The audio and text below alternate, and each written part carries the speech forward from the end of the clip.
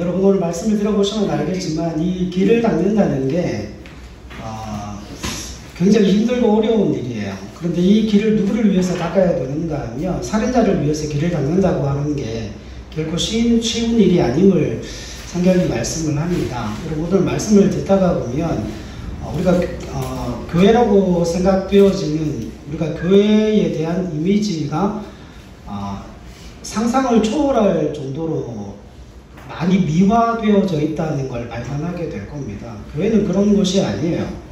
교회는 여러분들이 생각하는 것처럼 그렇게 거룩한 공동체도 아니고 여러분들이 생각하는 것만큼 사회에 영향력을 끼치는 것도 아니고 여러분들이 생각하고 있는 것처럼 여러분들 옆에 앉아 계신 분들이 거룩하고 정결하고 깨끗하고 존경받기에 합당한 사람들이 아님을 알게 될 겁니다. 교회는 거기서부터 시작되는 거예요. 그걸 인정하고 고백하고 그래서 교회가 어떤 곳인지를 알고 그 교회에 어떤 사람들이 들어와서 회복되고 생명을 얻는지를 알아야 이 길 닦는 사람이라고 하는 그 말씀의 의미를 깨닫게 됩니다. 그런데 중요한 건 이거는 제가 드리는 말씀이 아니고 주님께서 하시는 말씀이에요. 하나님이 하시는 말씀이에요.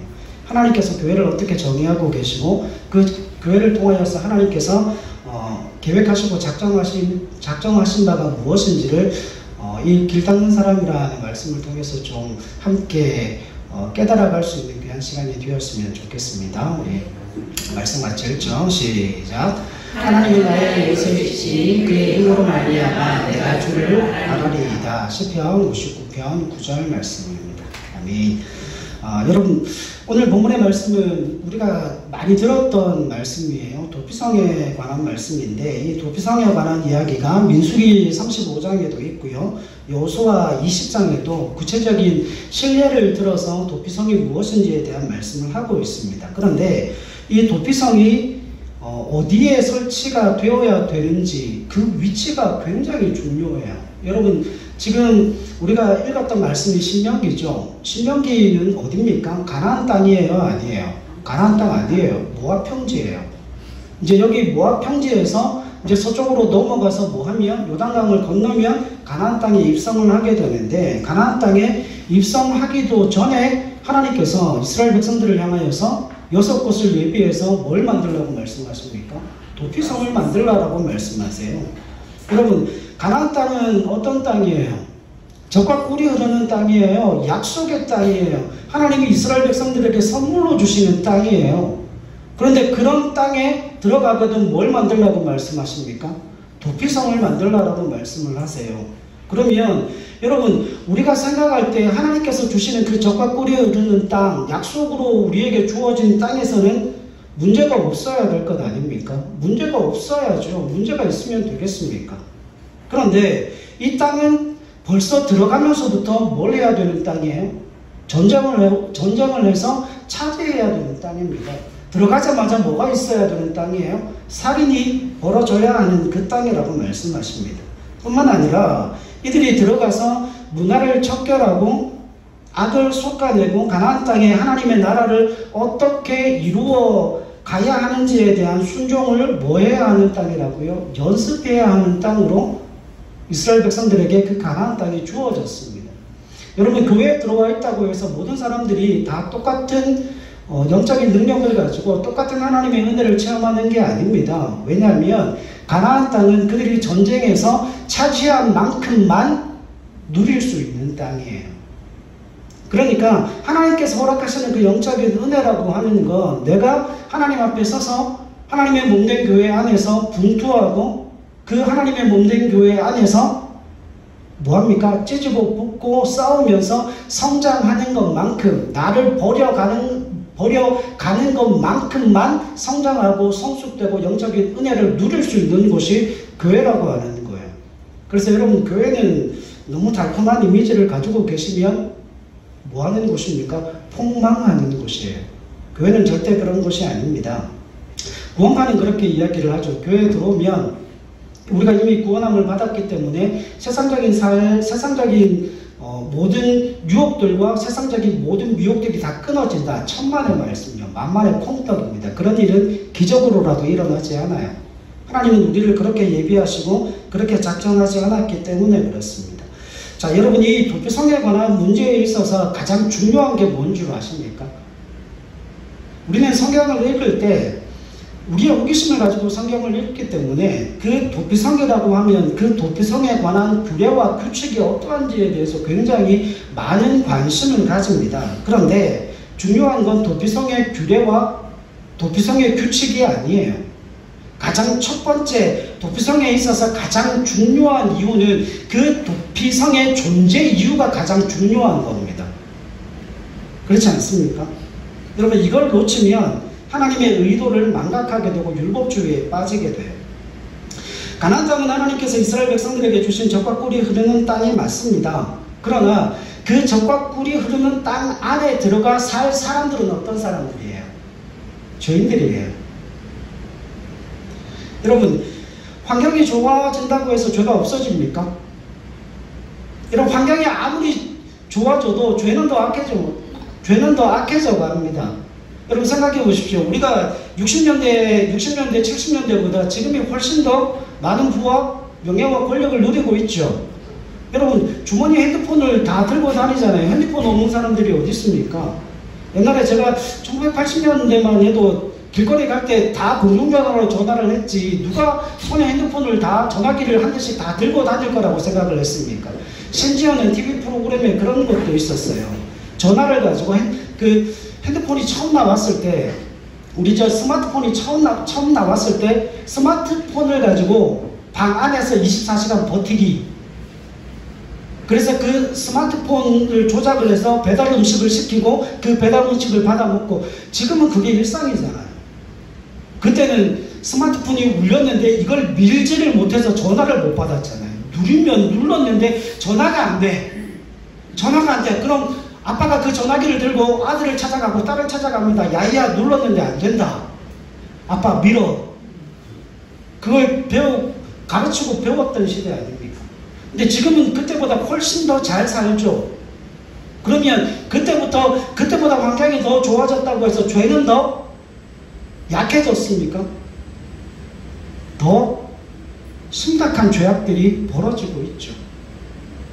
더 험악한 세상이 되어지지 않았습니까? 그건 저나 여러분들이나 다 공감하는 것 아닙니까? 길거리를 못 가겠어요. 누가 칼 들고 찌를까봐.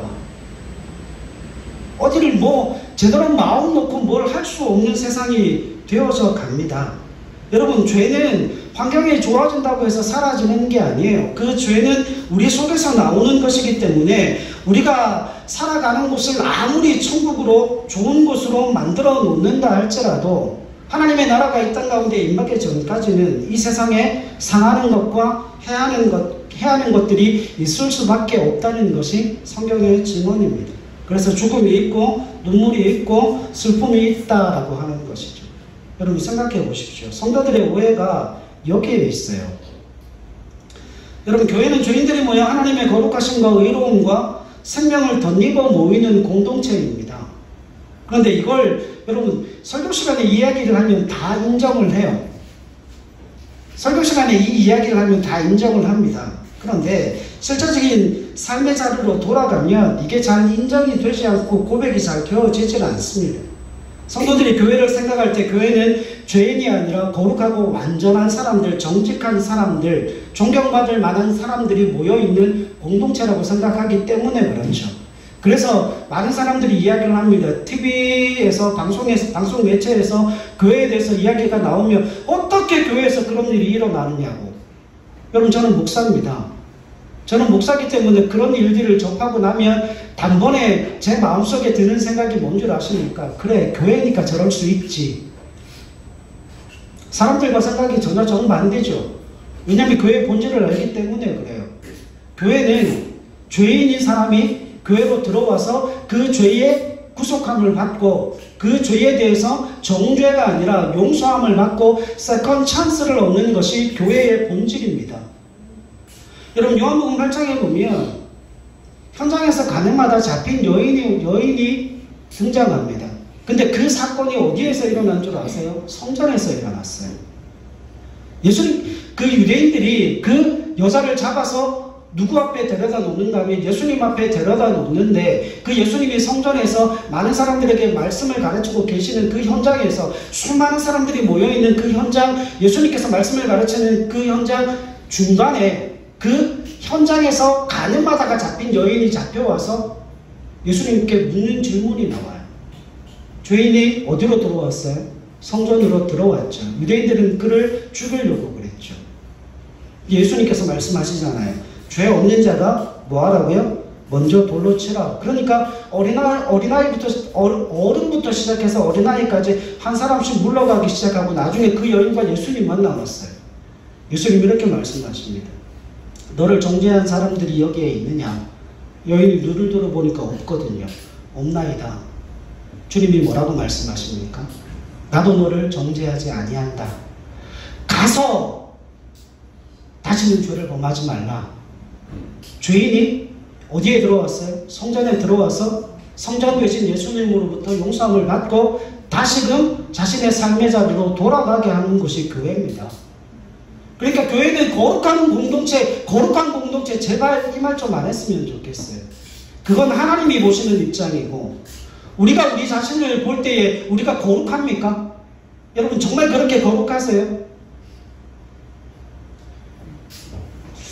그렇다고 대놓고 고개를 흔드시면 때로는 거룩할 수도 있겠죠.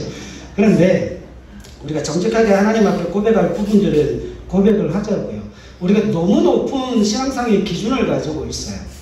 너무 높은 신앙상의 기준을 가지고 있기 때문에 교회에 와서 옷차림, 말치, 그리고 교회에서 하는 행동 하나하나, 이게 다른 누군가를 정죄하는 기준이 될 때가 얼마나 많은지 몰라요. 제가 한 가지 질문을 좀 드려보겠습니다. 여러분, 교회에 흡연실을 만들면 돼야 안 돼요? 교회에 흡연실 만들면 됩니까? 안 됩니까? 뭐 담임 목사가 담배 피자는 겁니까? 그 이야기 아니죠. 저는 된다는 쪽입니다. 저는 된다는 쪽이에요. 여러분, 교회는 누가 들어옵니까? 여러분, 교회는 담배 끊는 사람이 옵니까? 담배를 피는 사람이 옵니까? 네, 둘 다 오죠. 둘 다 오죠. 그러면 교회에 흡연실을 만들어 놓는 건, 그건 뭐 하자는 거예요? 담배 피자는 거예요? 아니에요. 담배 피는 사람들이 편하게 교회에 오게 만들자는 거예요. 와서 그 담배는 어떻게 피워질 것이기 때문에, 끊어질 것이기 때문에. 여러분, 전도 행사하면서 그냥 일상적으로는 지금 우리 분위기에서는 만들기가 힘들죠. 근데 전도 행사할 때는 뭐 해야 돼요? 반드시 만들어야 돼요. 전도 행사할 때는 부스 설치해놓고, 그죠? 부스 설치해놓고 거기에 대문짝만하게 흡연실이라고 적어 놓으세요. 그리고 와서 담배 피시는 분들도 얼마든지 와서 예배 드리셔도 된다고. 그리고 정말 담배가 땡기시거든. 왜요? 여러분, 식후 불련초는 조실부모한다고 했거든요. 담배 피시는 분들은 그런 걸 믿어요. 그러니까 점심 식사 잘 대접하시고 난 다음에 그 분목사나 교육자들이 나와서, 아이고 저쪽에 가시면 흡연실이 있습니다. 식사하시고 이게 담배가 좀 땡기고 그러시죠. 가서 담배 태우시고 뭐 오후 예배를 드리셔도 되고 돌아가셔도 되고, 그러니까 부담 없이 교회를 오셔도 됩니다. 여러분, 전도 행사할 때는 만들 필요가 있습니다. 그건 우리 교회만 해당돼요. 여러분, 그러니까 교회에 너무 높은 그 의식 기준, 우리가 가지고 있는, 나도 지키지 못하는 그 기준을 가지고 다른 누군가를 옥죄면 안 된다는 거예요. 여러분, 율법은 어떻게 사용하라고 하나님이 주신 건 줄 아십니까? 율법은 자기 자신에게는 엄격한 기준의 율법을 들이되되, 그 율법이 다른 누군가에게 증거되어질 때는 사랑으로만 가게 하셨어요. 그게 예수님께서 유대인들에게 허락하신 율법의 기준이었어요. 그런데 유대인들이 그걸 정반대로 사용했죠.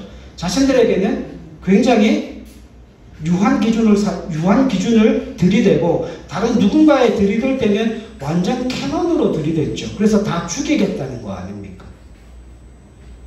여러분, 우리가 우리가 그런 기준을 가지고 우리가 그런 거룩한 사람이기 때문에 나도 살지 못하는 그 기준을 다른 누군가에게 들이대는 그런 어리석은 사람이 저와 여러분들이라는 거예요. 특별히 목사님 제가 그런 일들을 하는 경우들이 가장 많죠. 여러분, 사람은 자신의 환경을 바꾸려고 노력하지만 그 환경이 바뀐다고 해서 우리 마음 가운데 있는 그 죄가 경감되어지거나 죄가 사라지는 게 전혀 아니에요. 교회는 어떤 곳인가 하면 자신의 죄악됨이 적나라하게 드러나고 그 죄인됨의 근본이 되는 그 마음을 하나님의 의와 진리와 생명으로 회복시켜가는 공동체가 교회라는 거예요. 그래서 흠 있는 사람도 부자도 돈 없는 사람도 그죠? 살인자도 죄인들도 함께 와서 새로운 두 번째 기회를 얻고 새로운 모습으로 세상 속으로 나아가게 하는 것이 교회의 모습이다라고 하는 것이죠. 하나님께서는 적과 꿀이 흐르는 땅에 이스라엘 백성들을 들여보내시면서 6개의 도피성을 만들라고 하십니다. 여러분, 제가 주보에 6개의 도피성을 만들어 놨는데 동쪽에 3개, 서쪽에 3개잖아요. 위쪽에 3개, 아래쪽에 3개. 그러면 전국 지파들마다 그 도피성을 만들어 놓았다는 것 뭐 하기 위함이었어요? 도망가기 쉬우라고 6개를 만들어 놓으시는 거예요. 여러분, 그 안에 상함과 해함과 눈물이 있을 수밖에 없기 때문에 뭐가 필요하다고요? 도피성이 필요하다고요. 그런데 이 도피성은 고살자들은 못 들어갑니다. 고의적으로 계획적으로 살인한 자들은 못 들어가요. 그런데 어떤 사람들? 과실치사. 그러니까 내가 그런 의도가 없었음에도 불구하고 그런 사고가 일어날 수 있다는 거죠. 여러분, 이게 핵심이에요. 내가 아무리 정직하려고 하고 내가 아무리 거룩하려고 해도 나의 연약함 때문에 내가 어쩔 수 없이 어떤 일들이 일어나는 거죠. 다른 누군가에게 해를 끼치고 다른 누군가의 마음을 아프게 하는 일들이 교회 안에서 일어날 수밖에 없다는 거예요. 그걸 인정하셔야 한다는 겁니다. 그래서 마치 누군가를 정죄할 때 그 사람이 어떤 범죄하며 어떤 죄를 범하면 그 사람은 더 이상 이 교회에 있을 가치가 없고 그 사람은 더 이상 다른 누군가로부터 주님으로부터도 용서받지 못할 것과 주님으로부터도 용서받지 못할 것처럼 그렇게 몰아붙이는 건 교회의 본질적인 사명을 잃어버리는 거예요. 여러분, 세상에는 그런 경제는 없습니다. 가장 좋은 신앙의 경제가 어떤 경제인 줄 아세요? 유혹과 생각이 없어지는 것이 아니라 그 유혹과 생각이 우리 가운데 올 때 그걸 실제적인 삶의 자리에서 열매 맺지 못하게 하는 거예요. 여러분, 사람에게는 3가지 욕구가 있다고 그러잖아요. 수면욕, 식욕, 성욕이 있다고 그러잖아요. 여러분, 이건 죽을 때까지 끊어지는 게 아니에요. 제가 대학 다닐 때 아마 그런 이야기를 들었던 것 같아요. 어떤 극진적인 목사님한테 설교를 들었던 것 같은데 그것 때문에 제가 6개월 동안을 하나님 앞에 정말 매주 금요일마다 금식하면서 하루에 4시간, 6시간씩 기도하는 기억이 있습니다. 뭘 놓고 기도했는가 하면 마음속에 자꾸 육체적인 욕심이 생기는 거예요. 그 이쁜 여자들을 보면 아, 이쁘다. 뭐 배가 고프면 먹고 싶다. 근데 그냥 먹고 싶은 게 아니고 많이 먹고 싶다. 좋은 거 먹고 싶다. 그런 욕구들이 자꾸 생기는데 그게 막 죄인 것 같은 거예요. 그때는 신앙을 잘 몰랐으니까. 그래서 하나님 앞에 하나님 이런 욕구들이 왜 생깁니까? 이런 욕심들이 왜 생깁니까? 하나님 내 마음 가운데 이런 욕심이 없어지게 해주십시오. 6개월 딱 지나고 난 다음에 제가 신학교를 갔습니다. 신학교를 가서 첫 번째 교수님한테 그걸 상의를 했는데 그 교수님 하시던 이야기가 이겁니다. 네가 죽으면 그 욕심 없어져. 죽어. 그 육신적인 죽음을 의미하는 거예요. 네가 아무리 정결하게 살고 네가 뭐 목사 아니라 목사 할애비로 살아도 그런 정욕은 끊을 수 없다는 거예요. 문제는 그 욕심이 문제가 아니라 그 욕심을 모하지 못하게 그 생각이 결국 우리의 삶의 행동으로 열매 맺지 못하는 게 신앙의 능력이라고 하는 거죠. 여러분, 이 부분을 오해하시면 안 됩니다. 그런 욕심이 오고 그런 욕구가 생기는 건 자연스럽고 당연한 일이에요. 그럼 말씀 한 구절 읽어보죠. 우리 오늘 읽었던 본문 2절 말씀 한번 보겠습니다. 신명기 19장 2절 말씀요. 같이 한번 읽죠. 시작. 네 하나님 여호와께서 내게 기업으로 주신 땅 가운데에서 새 성읍을 너를 위하여 구별하고. 아멘. 여러분 여기 19장 2절에서 좀 이상한 거 못 찾으셨죠? 이상한 거 전혀 못 찾으셨죠? 내 하나님 여호와께서 내게 기업으로 주신 땅 가운데에서 새 성읍을 너를 위하여 뭐하고요? 구별하고. 이게 전혀 이상하게 안 느껴지시죠? 이거 히브리어 성경으로 읽으면 정말 이상한 말씀이에요. 여러분 뭐를 구별하래요? 새 성읍을 너를 위하여 구별하라 그랬죠. 근데 여기서 구별하다라고 하는 이 단어가 요수아서에서는 정하고라고 번역이 되어져 있는데, 이 단어는 지형 지물에는 사용할 수 없는 단어예요. 이게 인칭대명사입니다. 인칭에 사용되는 거예요. 그러니까 여러분 이 구별함을 받았다, 택정함을 입었다, 정하였다라고 하는 이 단어는 인격에만 사용되어질 수 있다라고 하는 겁니다. 왜 그럴까요? 이 도피성이 무엇을 상징하고 있기 때문에요? 그리스도 예수를 상징하고 있기 때문에 그래요. 도피성은 이스라엘 전역에서 누구든지 신속하게 도망갈 수 있도록 규정되어져 있습니다. 장차 오실 예수 그리스도를 상징하고 있는 거죠. 그래서 구별하다, 택정함을 입었다, 정해졌다라고 하는 이 단어를 원문에 찾아보면 전부 인칭으로 사용되어져 있습니다. 이것은 도피성 자체가 예수 그리스도를 상징하고 있기 때문에 그래요. 그러면 여러분 하나님이 이스라엘 백성들에게 도피성을 허락하신다라고 하는 것은 이스라엘 백성들 뿐만 아니라 전 인류에 대해서 예수 그리스도의 십자가를 세우시고 그들을 도피성에 묶어 두신다는 그 의미를 담고 있고, 그 도피성에 묶어서 뭐 하시겠다는 거예요? 심판을 행사하지 않고 그들을 구원하시겠다는 거예요. 말씀으로 증명을 한번 해봅시다. 민수기 35장 15절로 한번 가보시죠. 민수기 35장 15절. 찾지 마세요. 제가 읽을게요. 이 6 성읍은 이스라엘 자손과 타국인과 이스라엘 중에 거류하는 자의 도피성이 되리니 부지 중에 살인한 모든 자가 그들로 도피할 수 있으리라. 아멘. 자, 여러분 적어보세요. 그러니까 하나님이 이스라엘 백성들을 선민으로 삼으셨을 때 그 선민 이스라엘 백성들만 구원하시겠다는 게 아니에요. 의도는 거기에 있지 않아요. 왜냐하면 이 도피성 제도에서 분명하게 나타나는 것이 이 6 성읍은 이스라엘 자손과 타국인과 이스라엘 중에 거류하는 자의 도피성이 되리니 뭐가 나와요? 이스라엘 자손, 타국인, 이스라엘 중에 거류하는 자. 그럼 이건 무슨 이야기예요? 전 인류를 향하여서 그 도피성 되신 예수 그리스도께서 그들을 구원하시겠다는 이야기예요.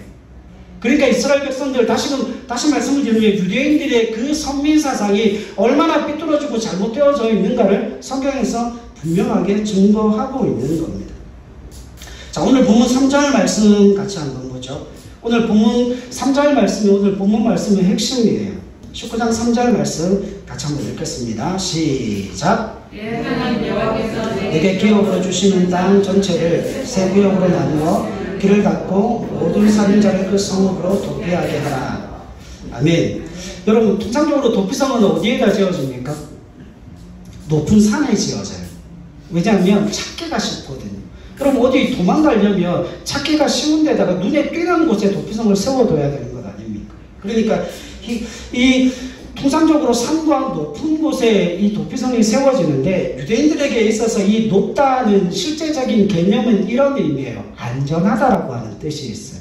그래서 마태복음 24장에 보면 큰 재난이 닥칠 때 유대인들이 어디로 피합니까?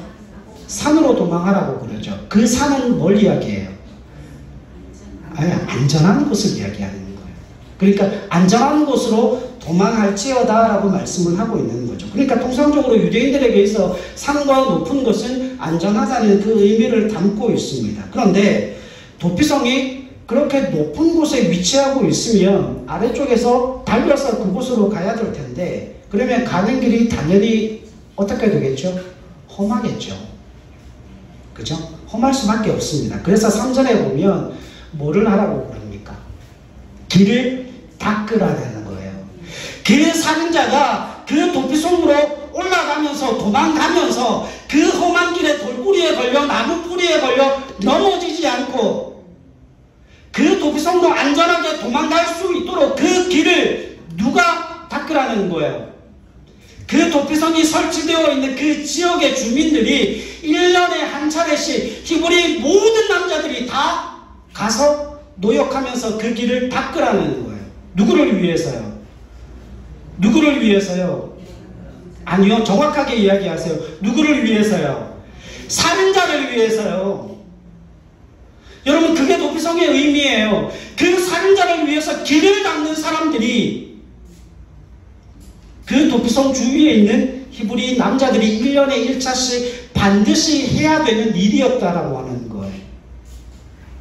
사랑하는 여러분, 이 도피성이라고 하는 것이 얼마나 중요한가 하면 그 도피성이 누구를 상징한다고요?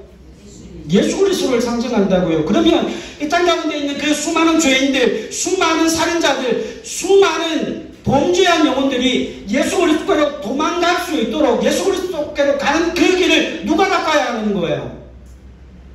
이 땅에 교회가 닦아야 하는 거예요.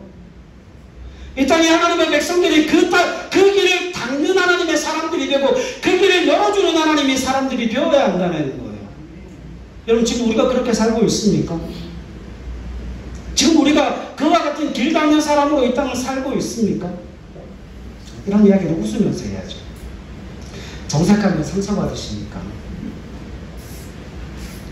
여러분, 표지판이 제대로 서 있는지 점검하고 돌뿌리를 제거하고 사고를 저질러서 그 도피성으로 찾아 뛰는 죄인들의 길을 열어 놓아야 하는 것이 그 도피성 주위에 사는 사람들의 사명이었다는 거예요. 여러분, 이게 제일 안 되는 데가 요즘 어딘 줄 아십니까?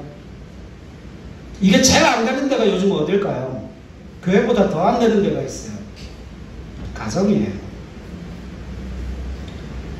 여러분, 요즘이 어떤 시대인가 하면 아이들이 내가 20살만 돼봐라, 내가 대학만 들어가 봐라, 내가 아빠가 믿는 그 하나님 믿는가 봐라, 내가 아빠가 다니는 그 교회 다니는가 봐라, 나는 절대 그 교회 안 간다, 나는 절대 그 예수 안 믿는다. 우리가 그런 시대에 살아요. 그럼 그 일이 왜 일어날까요? 그럼 그 일이 왜 일어날까요? 부모가 길을 안 닦아서 그래요. 길을 제대로 못 닦으니까 그 길 끝에 계시는 누가 안 보이는 거예요? 주님이 안 보이는 거예요. 그걸 증명을 한번 해보죠. 마가복음 2장 한번 가보십시오. 이 말씀이 중요하니까 찾겠습니다. 마가복음 2장.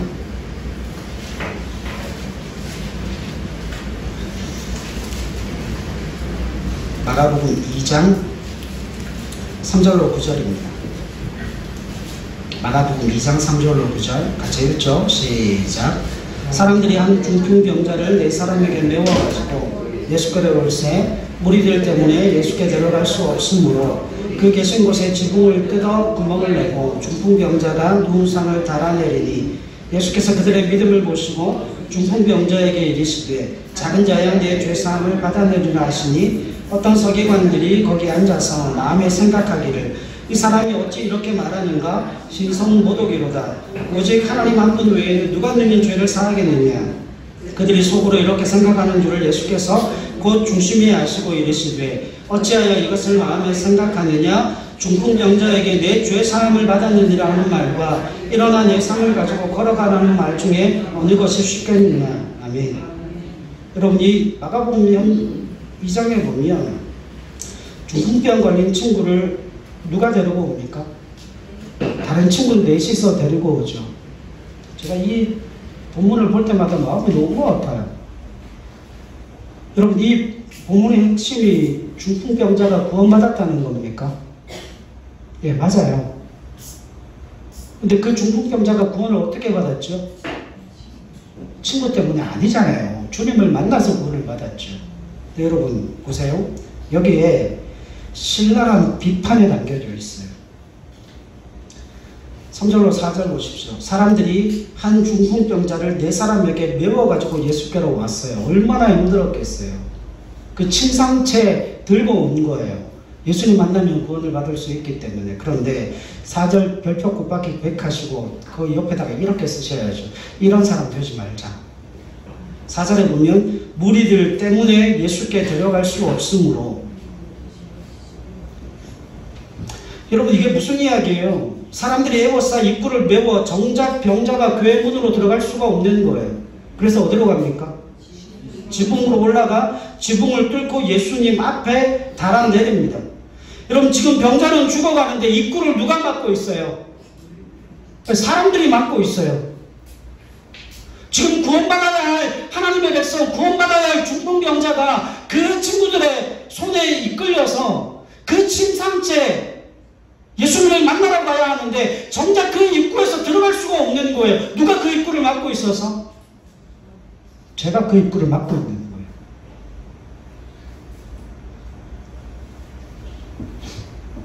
예수님의 말씀을 듣겠다고 몰려던 사람들, 먼저 온 사람들이 그 입구를 막아서 정작 구원받아야 될 사람이 예수님을 만나지 못하는 일이 일어납니다. 직접적인 질문을 나눠드리죠. 전도에 제일 방해가 되는 사람들이 누굴까요? 제가 이거 볼 때마다 제 자신한테 너무 안타까워요.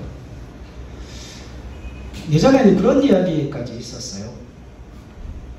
교인들이 전도 안 하는 게 오히려 더 많은 전도가 된다고. 제가 그 이야기 듣고 하늘이 무너지는 줄 알았습니다. 근데 그게 지금 우리가 처해 있는 현실이라고 하는 거예요. 여러분 아이들에게 교회 가자고 강요하지 마세요. 믿음과 신앙은 강요되어지는 게 아니에요. 우리가 얼마나 어리석은가 하면 여러분 하나님의 말씀을 언제 가르쳐야 되는 줄 아십니까? 교육학적으로 보면 유치원부터 시작해서 초등학교 6학년 졸업하기 전까지 하나님의 모든 말씀을 다 가르쳐야 돼요. 그리고 중학교 딱 들어가면 아이들에게서 손을 떼셔야 됩니다. 그때부터는 방임하셔야 돼요. 기도하시면서. 애들이 언제 제일 교회에서 이탈을 하는가 하면 초등학교 6학년까지 하나님의 말씀을 제대로 못 가르치니까 중학교 2학년 되면 외계인 아닙니까? 그 외계인한테 우리나라 말로 성경을 가르치니까 그 외계인들이 말씀을 들어먹습니까? 안 들어요. 그게 뭘로 들려요? 잔소리로 들리죠.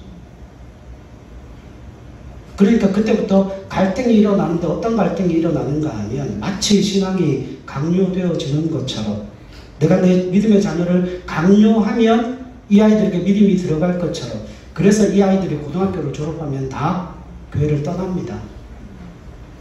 여러분 그렇지 않아요. 신앙은 강요되어지는 게 아니에요. 여러분들이 믿어 행복하지 않은 예수를 아이들이 믿겠습니까? 그건 거짓말 아니에요. 저희 집에도 아이가 셋이에요. 저희 집에도 아이가 셋인데 저는 저희 막내 때문에 매일 죽습니다. 저 뒤에 있는 대단한 아이가 하나 있어요. 여러분 교회 예배는 언제 드립니까? 저희는 개척교회이기 때문에 아직 새벽 예배를 드리지는 않습니다. 새벽 예배를 드리지는 않는데 주일 예배 드리죠. 그죠? 수요일 예배 드리죠. 금요일 예배 드리죠. 근데 저 녀석이 와서 아빠 월요일날 제가 집에서 쉬고 있으면 아빠 교회 안 가? 아빠 예배해야지. 나 예배하고 싶은데? 그럼 제가 막 달립니다. 아니 오늘은 예배 시간이 아니라서 화요일 되면 아빠 도대체 예배를 언제 드려? 제가 그게 참 감사하기도 하지만 한편으로 굉장히 큰 부담을 가지고 있어요. 여러분 저 아이가 지금 여기에 앉아서 기도하자고 그러면 주여를 제일 크게 하는 아이입니다. 교회가 저 아이 때문에 교회를 새로 건축해야 될 정도인데 여러분 믿음과 신앙의 전수는 어떻게 전수되어지는가 하면 아이들은 부모의 뒤통수를 보고 배워요.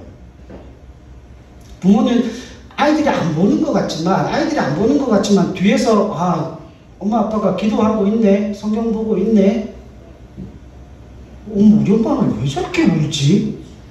그러면서 기도를 배우고 예배를 배우고 삶을 배우는 거예요. 근데 그걸 우리는 뭐합니까? 자꾸 가르치려고 해요. 그러니까 부모가 자녀에게 있어 무슨 방해가 되어지는 거예요? 주님을 만나는 길에 방해가 되어지는 거예요. 그래서 요즘 MZ세대가 아니라 옛날에 그 젊은 아이들이 하는 이야기가 있어요. 너나 잘하세요. 제가 그 얘기를 정말 공감하는 사람 중에 한 사람이에요. 그럼 믿음과 신앙의 전수는 어떻게 이루어지는가 하면 강요를 통해서 이루어지는 게 아니라 예수를 믿어 행복한 그 부모를 보면서 나도 저런 예수 믿고 싶다. 나도 저런 교회 다니고 싶다. 나도 저런 교회에서 신앙생활하고 싶다. 이게 뭐예요? 믿음과 신앙의 전수인 거예요. 여러분, 교회를 사랑하게 되면 주님을 만나게 됩니다. 교회 안에 머물게 되면 어떻게 살아도 하나님께서 그 영혼을 변화시켜 가시는 거예요. 그러니까 제발 아이들 좀 방임하세요. 초등학교 다니는 아이들이라면 열심히 말씀을 가르치시고요. 저희 집 아이들도 그래요. 저희 집 아이들도 그렇습니다. 중요한 건 그거예요. 우리가 하나님의 귀한 믿음의 사역에 그 죄인들로 하여금 주님을 만나라고 하는 그 길에 있어 저와 여러분들이 장애가 되어지면 안 돼요. 방해가 되어지면 안 돼요. 제가 그런 생각을 했었거든요. 그 4명의 친구들이 중풍병자 병 걸린 친구를 그 침상차에 메고 왔을 때 그 침상을 그 문 안으로 들이면서 그 집 안에 있었던 사람들이 그 침상을 뭐 하면 돼요? 이어받으면 되잖아요. 이어받아서 예수님께 가면 되는데 그걸 안 하는 거예요. 오늘 교회가 이런 모습이에요. 나만 은혜 받으면 되지. 나만 예수 믿으면 되지. 여러분, 그건 도대체 무슨 신품입니까? 주님께서 단 한 번도 그렇게 말씀하신 적이 없는데 길을 터야죠. 홍해가 갈라지는 것처럼. 아니면 내 힘을 보태서 그 침상을 앞으로 전달해서 가면 그도 주님을 만날 수 있다는 거예요. 여러분, 주님을 만나게 하는 일은 여러분들이 그 가교 역할을 하실 수 있는 저와 여러분들이 되실 수 있기를 바랍니다.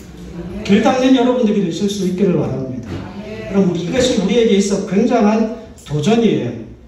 여러분, 우리는 매년 도피성 가는 그 길을 보수하듯이 우리의 신령을 갱신해야 하고 교회를 갱신하고 개혁하고 보수해야 할 책임과 사명이 우리에게 있어요. 여러분, 교회가 우리들만의 리그가 되면 안 됩니다. 우리들만의 세상이 되면 안 됩니다.